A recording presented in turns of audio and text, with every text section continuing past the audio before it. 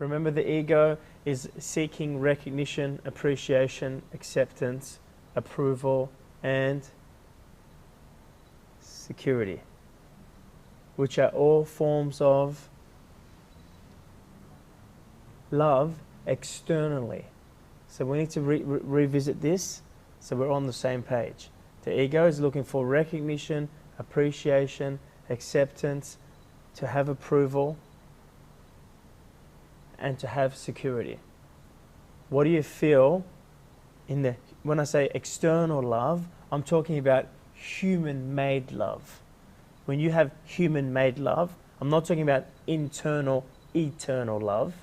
I'm not talking about the internal, eternal love, because that cannot be defined, right? I'm talking about a love that can be defined, that human beings relate to. So that's why I say it's a human-made love. What do you feel when you have recognition? Human-made love.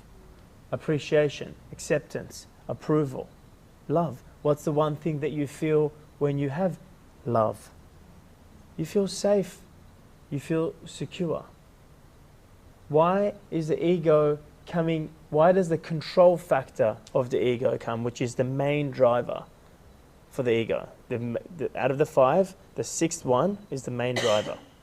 It looks to ensure that you get recognition through positive or negative charges. Do you understand? Some people will kill to get recognized. Some people will be sick to get recognized. So the ego, understand that the ego is looking to weave through a story. I'll come back to why. We're going to keep coming back down to why so you really understand the ego. I want you to really understand that part of yourself. It continuously looks to weave through the story through positive and negative charges. Yes? So it will gain recognition by, for example, experiencing a negative thing, by being sick, for example. It will find acceptance through a positive or negative manner. Through a positive manner, by being good, by achieving. Through a negative manner, by not achieving. Because if they achieve, maybe their friends won't, if they're suddenly making a lot of money, maybe their friends won't accept them. Can you see? Through a positive, and I need you to understand that. It weaves through the story, which is the world of physicality, which is the world of separation. It weaves through it. It doesn't care about positive. It has both positive and negative. It will look to gain recognition through positive and negative. It will look for appreciation through a positive and negative.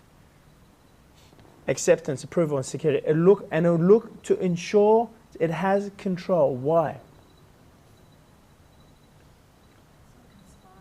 What's that? So it can survive. Yes, survive. And what's its main juice, if you like? And I'm not talking about the physical juice, survival in the physical world. What's the ego's? Because the ego is formless itself. So the ego has a formless juice that it's looking for. Because the ego is not. The ego is formless, right? The voice that comes in your head is formless, although you hear it. But the ego exists because of the physical. The ego exists because of your perception that everything is separate. So what's the ego? Why? What did you say? It's trying to survive. It's trying to survive. What's its juice? Emotion. Yeah, what emotion? Okay, fear is where the ego exists. So everything that's driven, the ego is driven by fear. Okay, it's not driven by, but when I'm talking about fear, it's driven by fear and by love. But hear me out, and I don't usually talk about this in the WTF because it'll confuse people. In the form of the love, it's the love that has a condition. Do you understand? And then the ego goes, oh, I'm so loving. I'm a loving person. Can you see? It's the love that has an agenda. I'm not talking about the infinite, unconditional universal love, that love cannot have an opposite. I'm talking about the love that has an opposite, which is fear. Do you see what I'm saying? That love is fear-driven. The human-made love is fear-driven. Like, you're probably starting thinking, holy shit, like, we are so much in ego, I didn't realize. Do we need to define the universal love?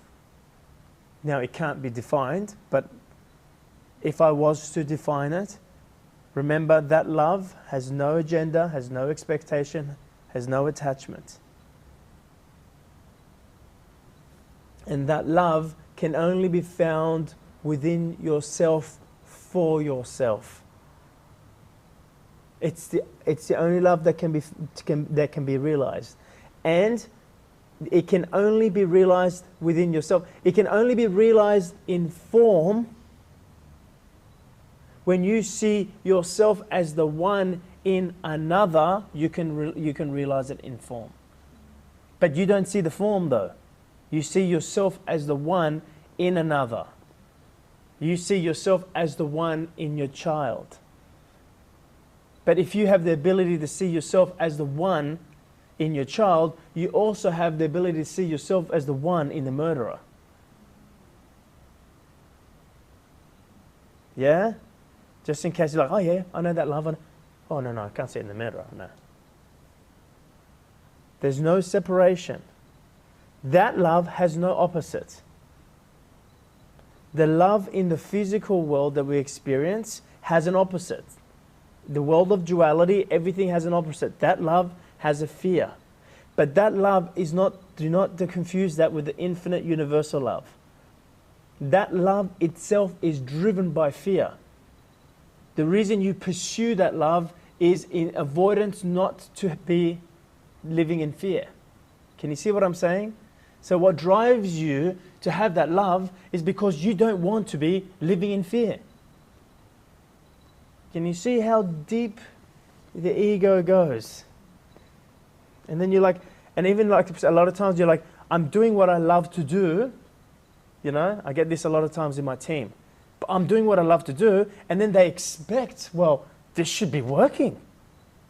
You know, I am doing what, but the love itself is driven by fear.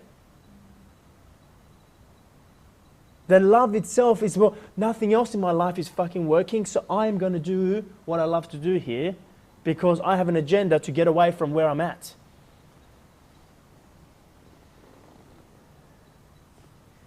Can you see? So just get clear about that. Love and fear, right?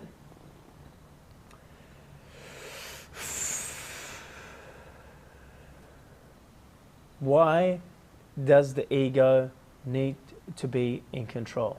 It needs to be right. It needs to be right. It also needs to be wrong. It needs to exist. Yes, it needs to exist. Remember, if it's in duality, and that's the ego lives in duality. So the moment it's right, it also needs to be wrong. Because it can't be right without wrong. But the wrong, you have that voice and you're like, don't show that to people. You know, no one needs to know that you're wrong. You know, you play that game. Just show you're the right. But still, the ego is going, oh shit, I was wrong here. But maybe you just don't bring that out. But you're both. You're right and you're wrong. You're good and you're bad. But the bad part of you, well, don't tell anyone. Don't tell anyone what you did last night. That was pretty bad. Can you see what I'm saying? But you're both. Because the moment it's about the duality, both exist. One cannot exist without the other. So if you're good now, because the ego is going, well, you're good, you know, you're doing this, you're good. But you're also bad. The bad part you might not be bringing out, or maybe you'll be bringing that out too, but you may not be bringing it out. So if you're good, know that you're bad too. One does not exist without the ego. What I'm describing here is the ego.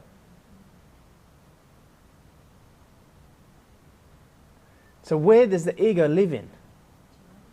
In the duality, in the balance. Remember, I said in the WTF experience, I believe that we came here not to live in balance, but to transcend it. But to transcend balance, one needs to first find balance, because balance is the door of the truth. Finding balance is taming the ego, but the ego still exists. You've just tamed it, or you've disciplined it.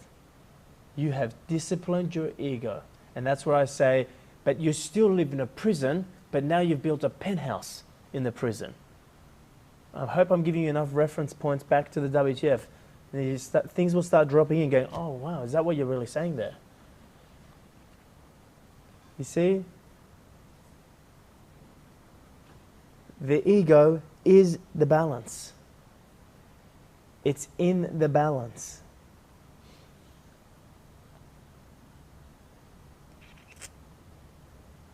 So the ego is building yourself up, at the same time it beats yourself up. What's the other thing it does? Gives credit and what? Blame. It gives credit to itself, it gives credit to others. But then it also blame itself and blame others. So it's a really good point that Monty's brought up about the good part, because I talk about giving credit and blame, or building yourself up or beating yourself up. Well, building yourself up, you will go, well, that's good. I'm building myself up. But what do you know about a part of you that needs to be built up? What does that tell you? It's small. It's this little you, little Michelle, not the big Michelle. The little Michelle needs to be built up. Or beat up. Because the big Michelle cannot be beat up. So right and wrong fall into the same category.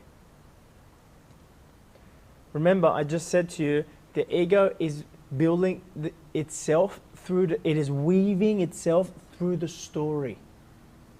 It weaves itself through the story by creating positive and negative charges, by creating things that are good, things that are bad, things that are good, things that are bad.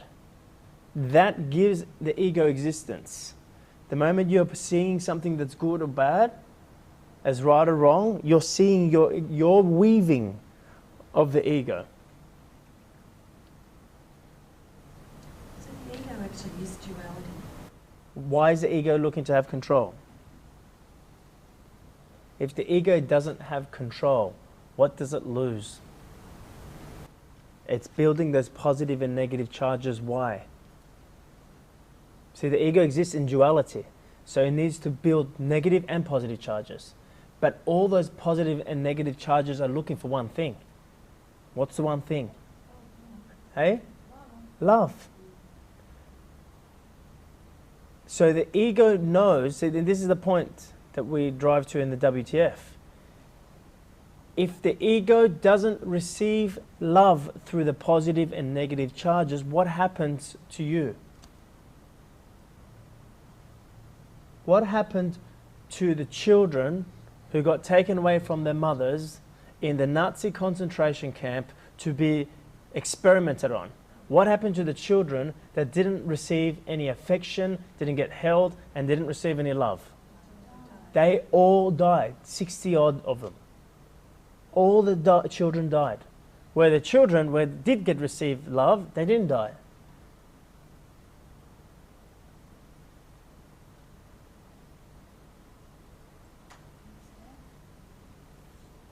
So the ego is looking to ensure your survival, but what is the juice of your survival? What is the energy, the source? It's love. But it only exists, the ego only exists because it perceives to be separate. So it does not know love internally. It cannot know that. Do you understand that? It cannot, you can even understand that. the ego cannot know the internal, because the ego was born the moment you perceive to be separate. But the moment you perceive to be separate, the part of you that went, there's something missing, is what formed the ego. Can you see what I'm saying? The part of the moment you came into what you perceive to be existence, which is this physical body. You bit your hand and you started to go, oh, this is who I am. You started to perceive that there's something missing. Because moments before, you were just like an infinite ocean. Now you perceive to be yourself to be one drop in this tiny little body. And you, as a newborn baby, you have an awareness there's something missing. You then created this thing called the ego, which some say stands for edging God out. I like that one. Then you create this ego to pursue and seek for the very thing that's missing. So this part of you inside of you starts going, there's something missing. And it does things to get, and it knows, like, there's an awareness that what's missing is love. Because a moment ago you had an infinite sea of love. Now you feel like there's this just drop of love. Do you remember the drop in the ocean in the WTF we talk about? A moment ago you felt so expansive. You felt this unlimited, infinite, universal love. Then you experience yourself with boundaries, with limitations in the physical world. So then you perceive to be only a drop of that love. So then you go, something's missing. And you felt it your entire life. This is why when people ask me in interviews, magazine interviews and all that kind of stuff, they say, what is it that human beings are looking for? The moment they came here, they are looking for themselves. Themselves, not themselves as this body, themselves as the ocean.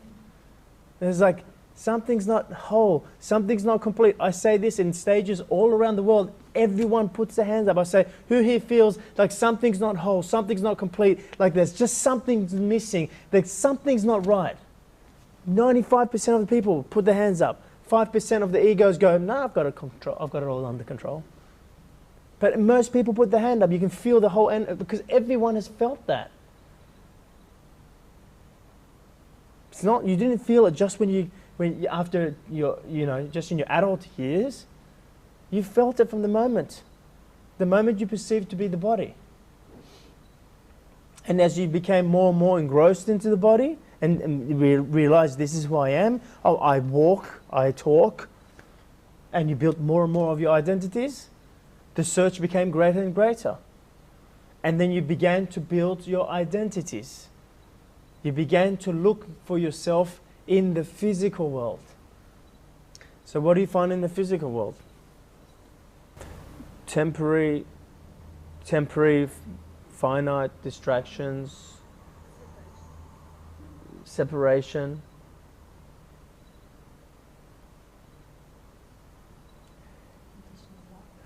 Conditional love, fear. But see, everything you're describing is parts of yourself. The ego goes, well, fear, I shouldn't be experiencing fear. No, the fear is part of yourself. The distraction is part of yourself. The finite is part of yourself. Because you are, in duality, there's two. You are both. You are the positive and the negative.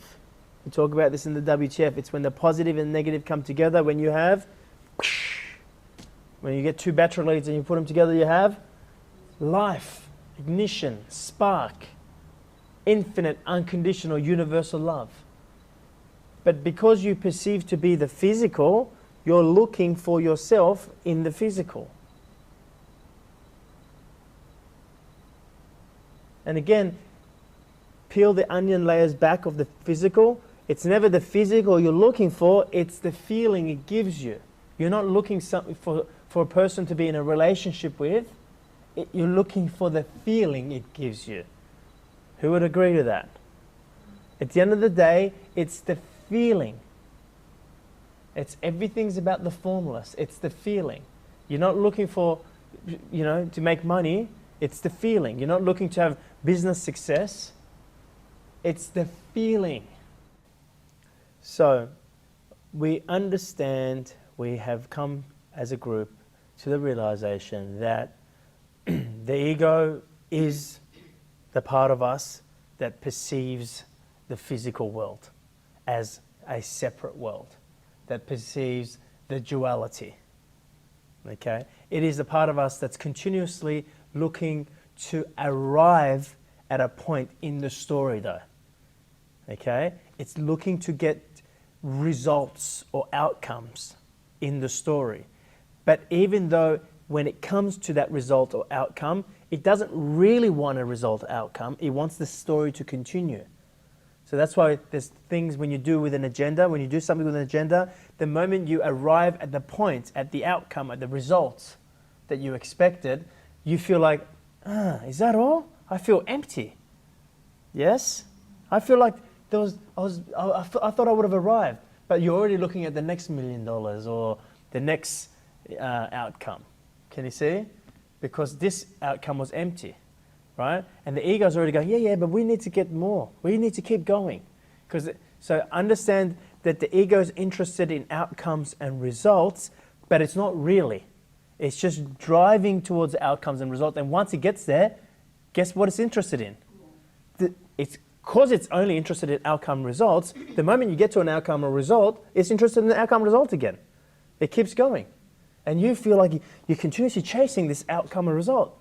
You make $1 million and it's like $2 million and you have children and you have 2 children, whatever it is.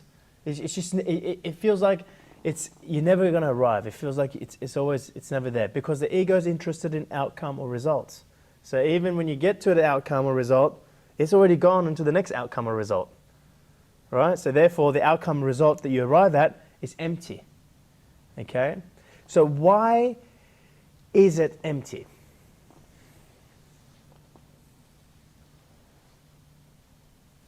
Because you're seeking it from your senses. You're seeking it from? Your senses.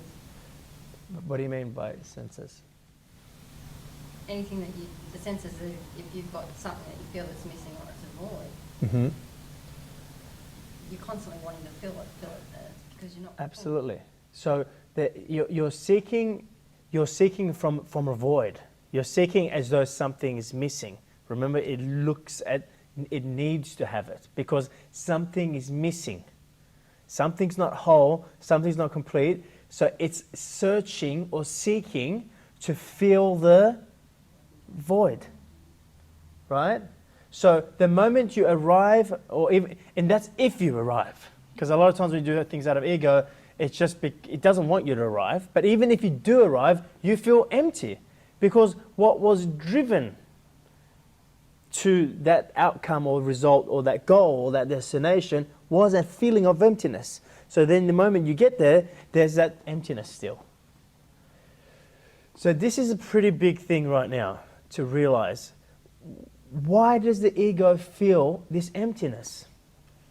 Why do you, the moment you came here, perceive that there's something missing, something's not whole, and something's not complete?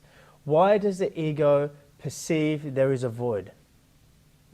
Many people are experiencing their egos, right? But it's not that who you truly are is absent. Can you see what I'm saying? Who you truly are as the one infinite being, who you truly are as an infinite energy, is not absent while this ego is doing what it's doing. It's not like you push the infinite away and you're an ego. Do you understand what I'm saying? Because it's something that's infinite, you can't push it away. You can't be separate to it. You can't say, well, I'm in ego, so I'm separate to who as my infinite self. You'll always be your infinite self. You'll always have that infinite joy, infinite love. It's not like you connect to it. Really grasp this, because it'll make this afternoon a lot more easier when I make the statement that I'm going to make this afternoon. If something is infinite, it can never be missing. It can never be lacking. It can never be absent. So you cannot, and a lot of times we may use words of connecting to our infinite self. Now that's not a true word, or just using duality word.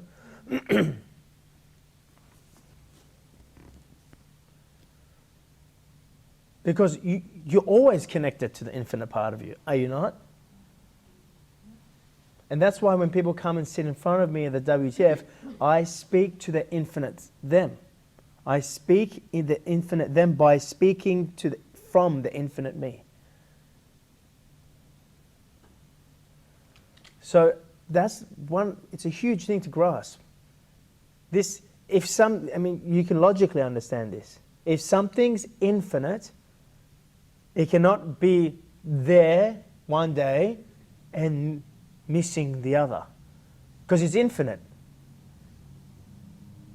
It cannot only be there when you're out of ego, it's there when you're in ego too.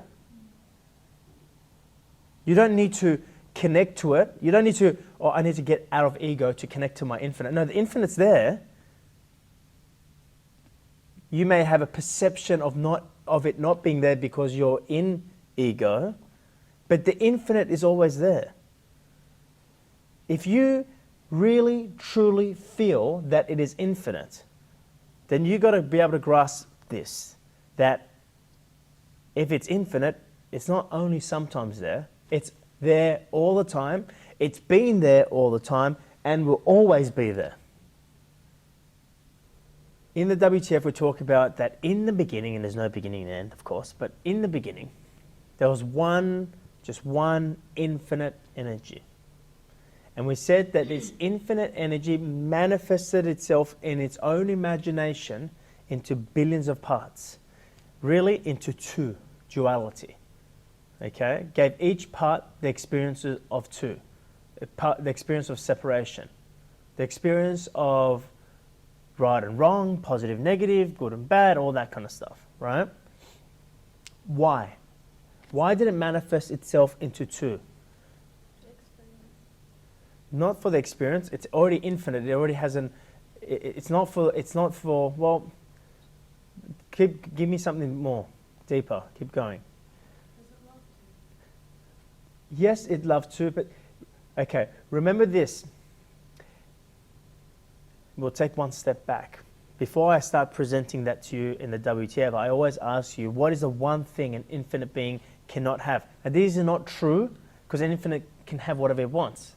And this is what you're experiencing. Another infinite being. Why can there not be another infinite being in infinite land? Because it's infinite. Do you get this, Mel? It's infinite, which means there cannot be two infinites. Because if there's two infinite, it means one of the infinites ends here, and another infinite starts here. So if an infinite begins or ends, it's no longer infinite. You get that? It's finite. Right? So in order for this infinite being, you as the infinite being, to manifest another infinite being, you must first perceive that you are finite. Yes? So now there is two. There's a part of you here, there's a part of you there, there's a part of you there. There's two. You're in dualism. Okay?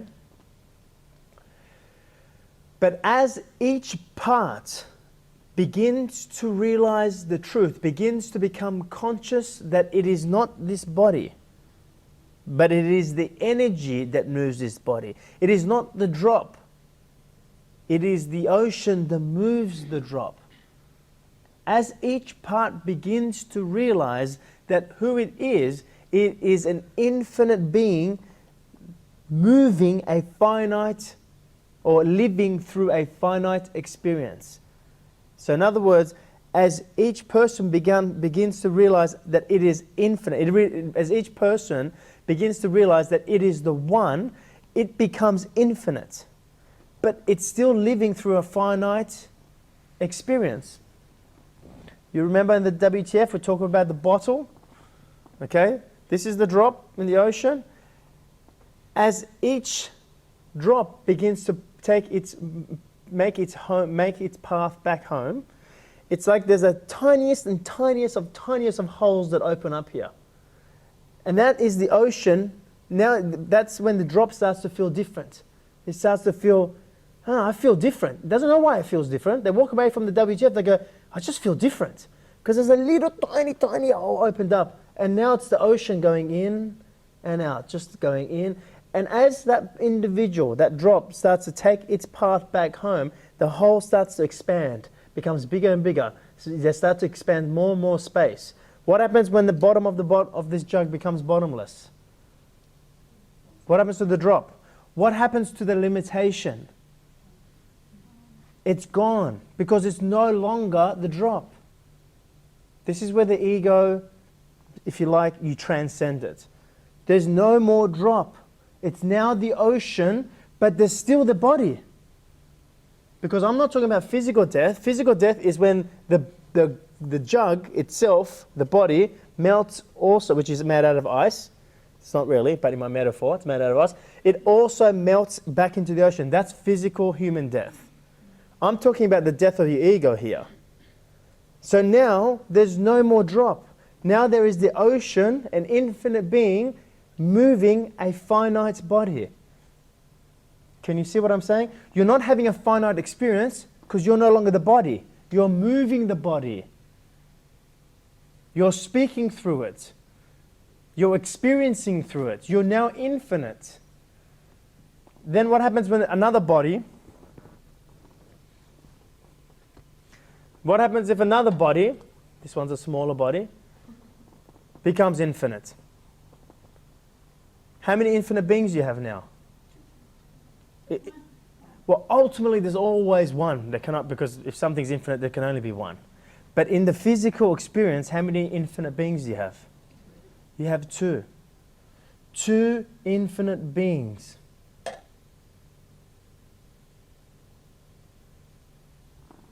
It's something that you could not have before. As in the infinite land, you cannot have it.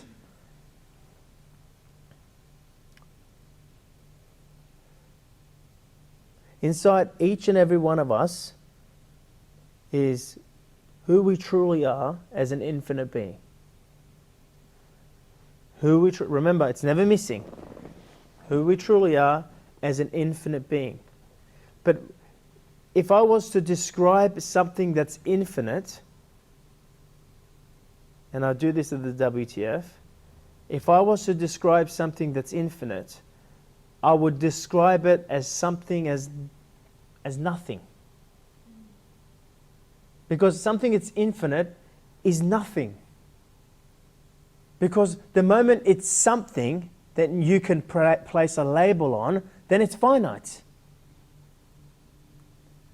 Can you see? Can you grasp what I'm saying? Your difficulty in grasping what I'm about to say to you will show you why your ego does what it does. Something that's infinite is nothing. But within that nothingness is everything. Why? Don't just hear that and understand it because it says in textbooks or something. Because if it's infinite, it's nothing. But within that nothing is infinite everything. Can you grasp that? It's just one big ocean. But the ocean has not manifested into an iceberg, if you like. Something that's infinite has no boundaries, has no beginning, has no end. When something is infinite, it is nothing. This is why when we do that meditation, the oneness meditation that we do the WTF experience, we expand outwards and outwards. If you need to revisit it, it's all online. You go outwards and outwards and outwards and outwards, and you get to a point of nothing. But within that nothing, you find all this love and joy and expansiveness and connectivity. Well, where the fuck did that come from? Within the nothing. And then I ask one question within the nothingness. I say, what truly matters now? Guess what the answer is for nearly every single person in the room? Nothing. Because you just experienced infinite love. And in that infinite love, nothing matters.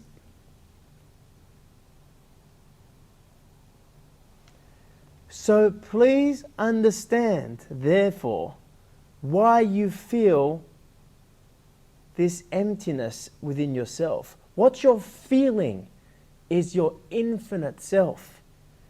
But if you're looking at it with the perception of the ego goes, there's nothing there.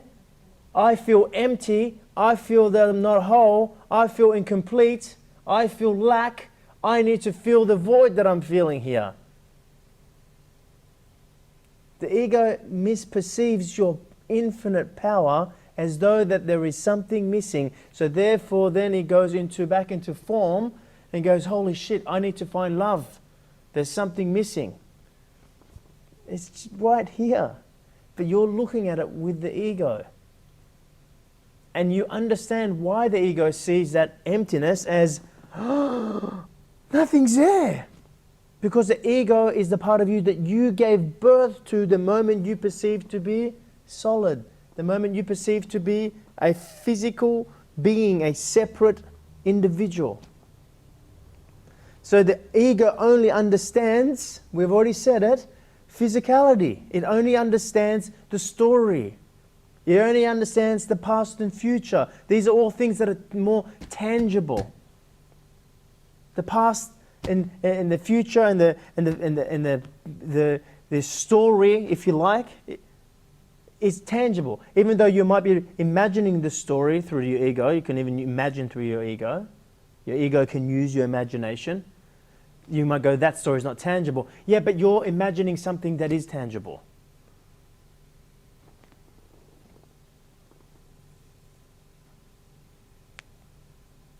You must be a friend with your ego before you can transcend it. You didn't come here to fight it. So can you see this little voice in your head? You created the moment you perceived to be separate. You felt this emptiness. You felt this emptiness within you, and then because you, at the same time you've manifested the ego looks at the emptiness and goes, holy shit. And then the ego goes into doing mode. Why? It wants to avoid the emptiness. Because it felt this emptiness, and there was this, and in the perception of the ego is like, there's nothing there. So therefore, there's something missing. Therefore, I lack. Therefore, I am small. I'm not whole, I'm not complete. I need to find completion in the story. I need to find completion in a relationship. Let's talk about, really quickly, about doing. Because I mentioned that the ego looks at doing. When it looks at what I want to have, what I want to do, when it continuously looks at what it wants to do, it can avoid actually sensing that emptiness. Yes? But there's a difference when the ego is not doing. There's a difference between the ego doing versus you as the one doing. I just want to become clear about that. So just in case you guys walk away from here and go, well, Amir said don't do anything, and I'm not going to do anything. If I can give you the example that I gave before, when it's the ego doing, it's the drop. It's like the drop is trying to move the whole ocean. Can it move the ocean? No. It can mildly influence around itself, but it can't. The drop doesn't have the power to move the entire ocean. So when it's the ego doing, it's the drop trying to move the entire ocean. When it's the one doing, it's like the ocean is moving the drop. You see, it's a very different experience. I'll tell you the feeling experience. When it's the one doing, you are experiencing an amazing beingness when you're doing that. People always ask, Do you love to speak? It's what you love to do. And I always say, well, it's not what I love to do. Speaking is not what I love to do. It's what I love is who I'm being when I do that. Because in that moment, the ocean, me as the one, is moving through me. I love who I'm being when I do that. Can you see what I'm saying? The ego continuously just looks at the doing. There's no being in there. Who you're being is small. Who you're being is limited. It's you and the doing. It's almost separate. There's you, and this is the doing. When you are being what you love when you do something. So when I say I love who I'm being when I do this, me and what I do become one. Can you see what I'm saying? In other words, I become the words that come out of me. I become the feeling that I feel from within me. Do you get the difference? It's different.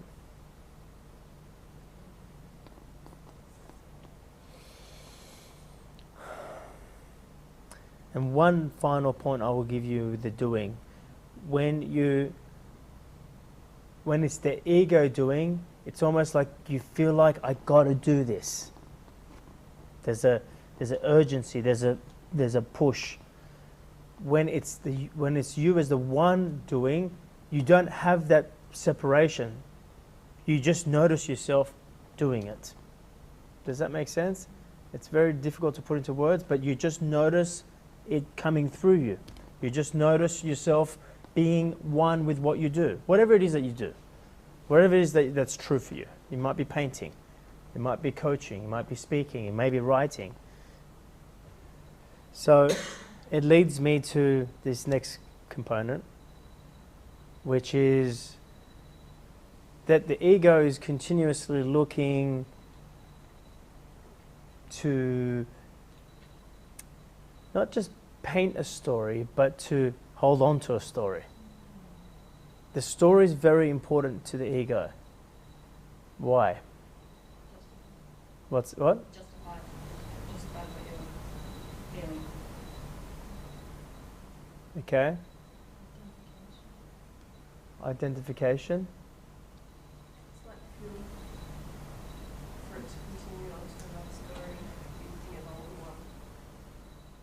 Just know that through the story, all right, you're telling the story, whether it's to yourself or to others. Really, you're always telling it to yourself. You tell others because you're telling the story to yourself. Because through that story, you're still getting recognition, significance, appreciation, acceptance, approval. The ego doesn't get that in the present moment. The ego gets that in the story. So there's something that happens in your life that's quite significant. Then the ego will come in and go, "Ooh, this moment was significant. I want to hold on to this moment." And builds, it's like a little snake that kind of, or like a spider web, what do you call it? Putting its web out? Yeah, spinning its web. The spider web spinning its web. It's spinning its web, and all the stories are interlinked.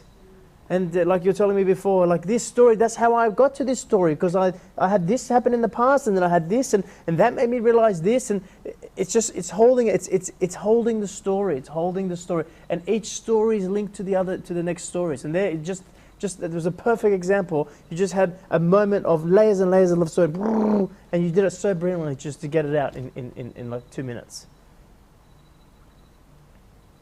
But why? But why is the ego weaving its importance or its link, its charges through the story? It's not about the present moment, but something happens in the present moment, and then the ego goes, "Oh, I want to hold on to this one," even if it's positive or if it's negative. "Ooh, something, here's a new one, let's add that to the story," and weaves it into it. It's seeking another dose of love. It's seeking what? Another dose. Yes, it's through those story, it's ensuring that you get recognition, appreciation, acceptance, approval. Through those stories, it's getting that. I did learn though through that experience But the part of you that I'm talking to doesn't need to learn. The ego will continuously learn, and even it's through its learnings. You know, well, I'm never going to do that again, right? But that's still the story. You may do it again, it may be completely different the next time you do it. Just be aware, because the ego goes, "Oh, I learnt my lesson, I'm not going to do that again." Which part of you needs to learn lessons? The infinite part or the finite part? So good for you, ego, you just learned a new lesson. When this is the drop of the ocean, and the drop perceives to be this jar, this bottle, you have the ego. Because you, as the drop, now perceived to be separate from all the other drops. Okay? When this bottom of this, when you open your heart, open your mind, and become conscious again, when you come back home to yourself, the bottom of this becomes bottomless. What happens to the drop? So what happened to the ego then? Did the ego disappear? Hey? No. No, it's not. It's no longer, because it's no longer the drop going in and out. It's the ocean going in and out.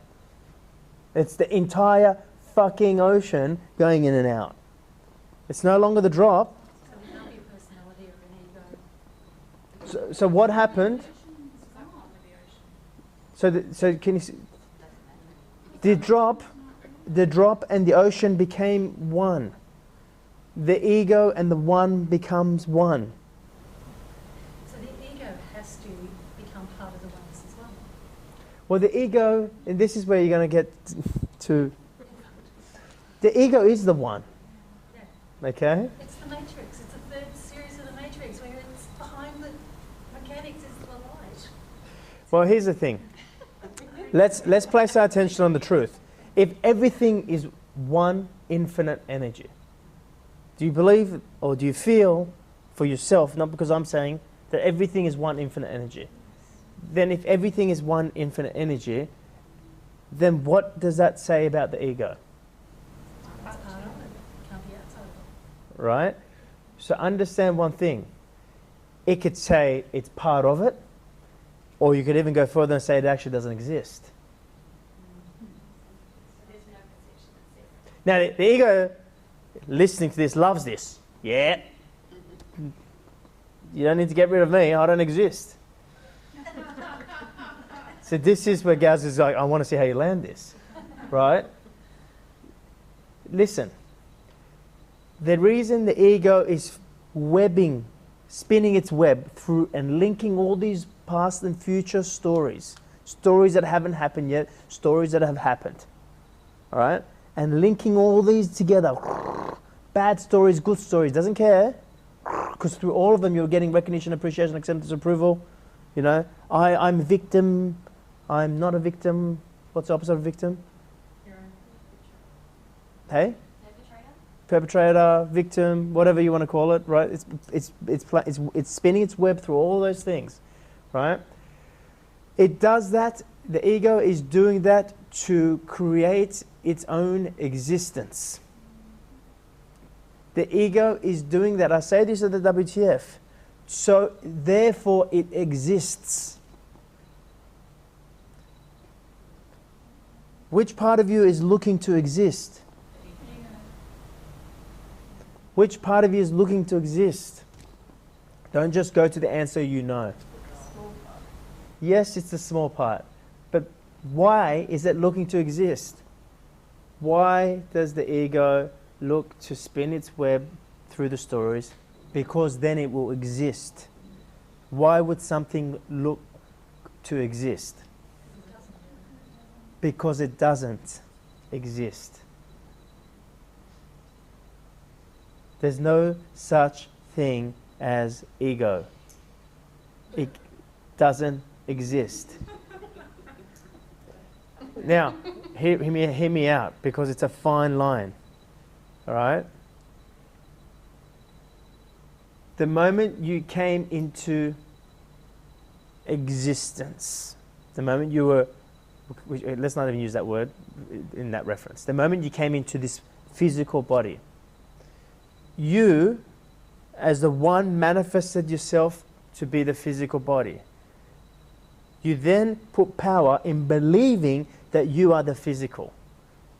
You didn't come here as a physical and have an awareness that you are still the infinite being, did you? Why not? No. No. Why? Why did you have to lose yourself? Why couldn't you just come here and morph yourself into this body and be infinite? Because there couldn't be the two infinites anymore. You had to believe that you are this body. You had to put power and perceive that you are this body. So therefore, there is another part of you that you perceive to be completely separate to you. You had to lose yourself in this body before you can find yourself. So there can be two. But the moment you absolutely believed that you are this body, you as the one then went and drew another part of yourself and manifested it to be the ego. Because you as the energy, all you did is manifest a part of yourself into this body. You manifest another part of yourself into that body. But the moment you believe that you are this body, you also then drew out more part of your energy and created this thing called the ego. Consciousness is the one that manifested you. Okay? You as this body. You manifested yourself into this body. You then also manifested this thing called the ego. Right? The body now place your attention on the truth here. The truth is everything is infinite and everything is just one energy. So therefore, this body is not even here. The one, in the beginning there was one infinite energy. This one infinite energy, you, manifested itself in its own imagination into bits, into drops. In its imagination. This is not, the physical is not here, nor is the ego. It doesn't exist. That's why the physical fights to exist. That's why the ego fights to exist. It will fight for it. It will fight each other. It will fight itself. It will do whatever it can to exist. At the beginning, you just manifested this thing called the ego to find you love while you're temporarily believing, perceiving that you're this body. But this part of you that you manifested to find love through form began to build its own existence. It doesn't actually exist. Why do I know that? Because it's looking to find its existence through the story. So something that looks to find existence, it actually tells you it actually doesn't exist.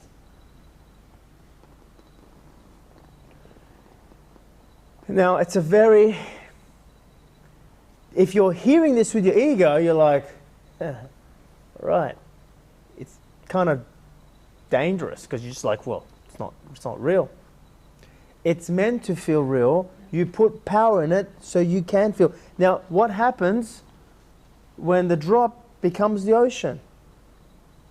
Now, you're experiencing yourself as the one. Then you're now moving this body. You're no longer the drop trying to move the ocean. You become the ocean moving this body. This is what it means to live infinitely. This is what it means to become infinite. You came here to become infinite. But you think, and you can sense that part of you that's come here to become infinite, but you think you came here to be infinite in the story. No, the story's finite. So then, check this out, okay? This is why what I'm sharing with you right now can be a real mind fuck. Because if you're the ego right now listening to me, it's going to become a head spinner for the next couple of weeks for you. And that's why Gaz goes, I'm interested to see how they go afterwards. Right?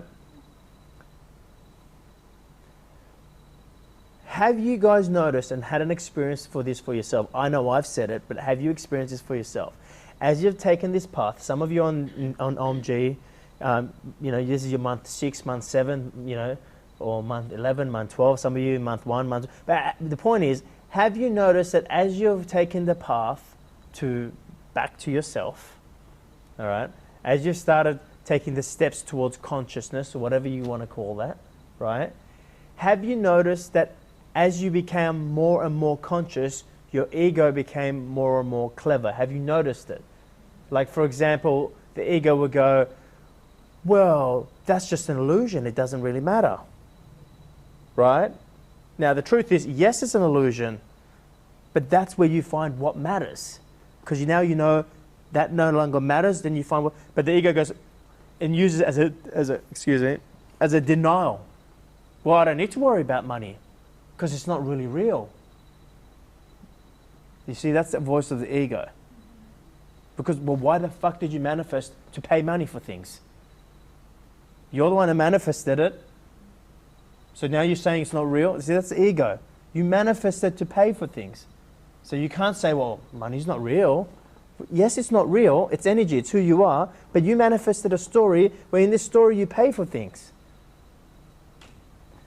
So have you noticed that the ego becomes more and more clever? For example, another example, suddenly you go, you know, you've never probably even used the word do what's true for you. Maybe. Maybe you have, maybe you haven't. But then as you become more conscious and going, yeah, I need to do what's true for me, then this feeling comes which is completely heavy and it's not what's true for you, but the ego will go, yeah, this is true for me. And you've gone and done it and you're like, totally was not true for me. But you were so convinced it was true for you. But you're like, my God, the ego is now speaking in my language. Who's noticed that? Who's had direct experience of it? So the more conscious you become, so does the ego. It also feels like it's got sort of like a battle that it's what Gaz was saying, it's fights harder to take you away from the moment. Okay, but why? Why? Yes, I know it fights harder for the, you know, all that. I know that's right. And yes, the ego needs to take you out of the present moment to have control. That's because it doesn't exist in the present moment. That's why. You come to the present, the ego's not there. You do what's true for you, which means you have to be in the present, the ego's not there. Suddenly the ego doesn't exist then. So it's not so hard to believe. There is moments where you're experiencing absolutely no ego.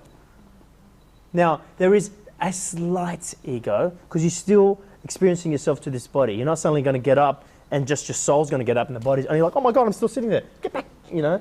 You're still going to have some ego where you're still believing that you're moving this body. You see what I'm saying? But it's a small percentage. Where before you were 100% in ego, you might be like 3 or 4% of ego. You're still, you know, going to be limited by the body. You're not going to live forever as the body. You're still going to go to the bathroom. You still got to do the things that, you know, you're still going to get older, get wrinkles, you know. Maybe you have influenced that, but it's still a percentage of ego is still there, right? Why does the ego get more and more conscious as you become more and more conscious? Boom. What's that? Sorry. Because it's the same thing. Because it's you. When I say you are the ego.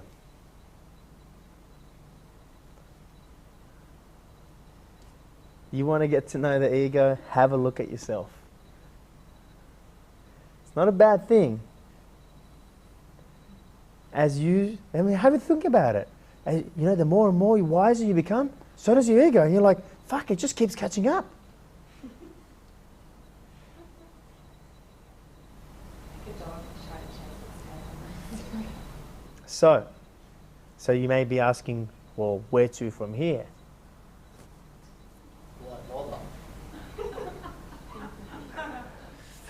Well, you know, this actually becomes more easier when you realize, oh, this ego that I keep talking about is actually who I am as this physical, as my identity.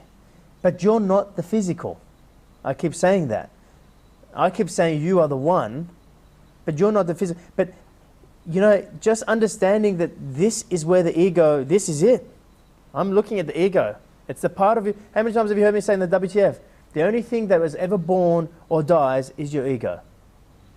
It's right here. But the ego likes to make it something else. And goes, well, I have this part of me that's the ego. But that's you as the ego saying that. See, listen to what I'm saying. You as the one doesn't get more and more conscious. Why not? So which part of you is getting more and more conscious? So put that in your pipe and smoke it.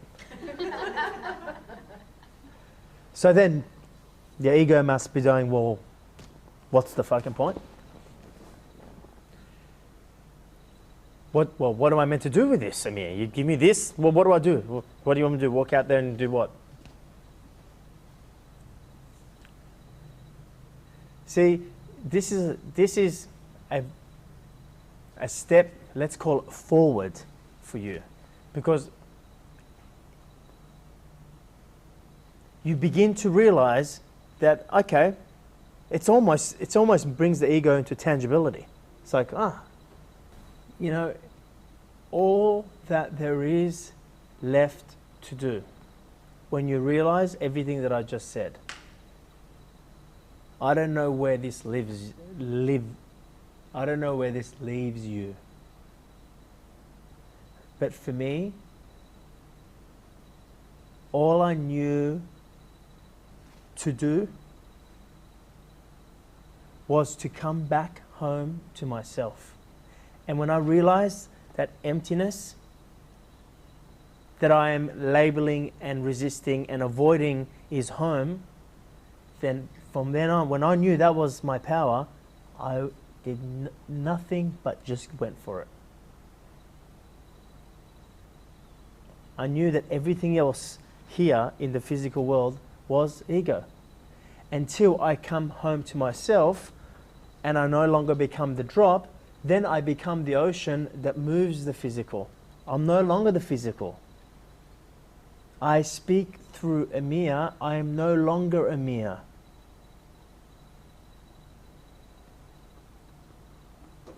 And I also receive what is spoken through Amir. I receive it through Monty and through others.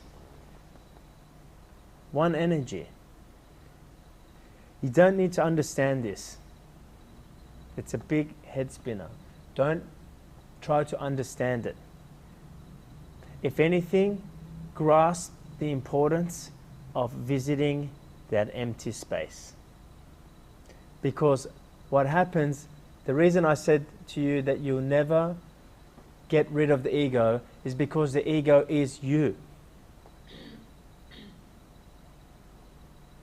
And even if you transcend the body or transcend the ego, what that actually means is the drop is returning. The drop in the ocean are forming into one. You never got rid of that drop. It's not like you go back and drop, that's it, I'm taking you out. No, the drop and the ocean become one. So therefore, you will never get rid of the ego. That's why I made that statement before. It's just the two voices in your head become one.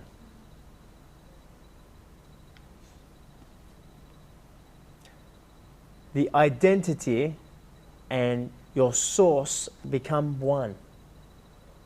You melt into one. But you're still alive. What I'm describing is what most people think, well, that's death, what you're describing. No. The drop comes back to the ocean, but the jar, the physical, is still there. Now you're an infinite being, playing in a finite world. And then another part of you wakes up. Now you have two infinite beings playing in a finite world. When you become the one, you're no longer governed by the ego.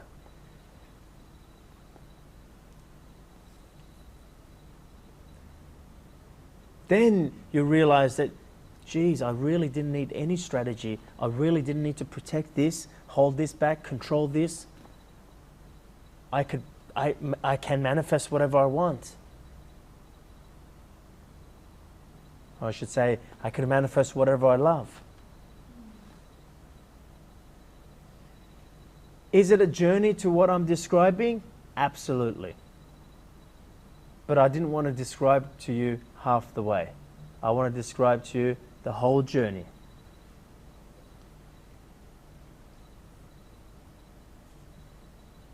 Why is it a journey? Because we made the ego real. Because you made the physical more real than the non-physical. Soon you get to a point where the non-physical becomes more real than the physical.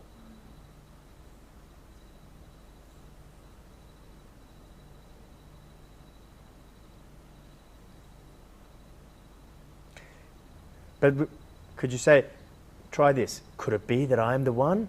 That sounds more, yeah, I like that one better. I'm the one. Could it be that I'm the ego? It's not probably a question you never even asked. But have a look at your journey. Why are you getting more and more, why is the ego becoming more and more conscious? And this part of you that I'm talking to you already is conscious. It's already infinite. I told you, this infinite part of you, or something that's infinite, cannot suddenly be infinite. It's always infinite. It always has been infinite. It always will be infinite. You grasp that at the beginning of the day. So if that's true, if something that's infinite has always been infinite, always will be infinite, and is infinite, then how can you come to become infinite? You already are. You already are infinite. You already are the one.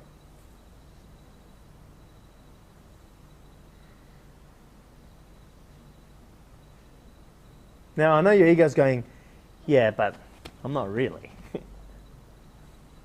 But one day you will go, one day what you know and what you believe will become one. Right now, a lot of the things that I'm talking that's formless, you know it. You know to be true. Because why do you know it? Because the one in you feels it. When I'm speaking from the one in me, the one in you resonates and goes, I know that to be true. I know it. I can feel it. It feels true. And it feels like I've always known it. Why? Because you're infinite. Of course you've always known it. It's always been there. I've always known it. But then this doesn't believe yet. Why? Because it's got too much web in the story. So what do? What do you do to take the webs out? Well, the story will come up. It will rock your world. And then you go and dive into the emptiness.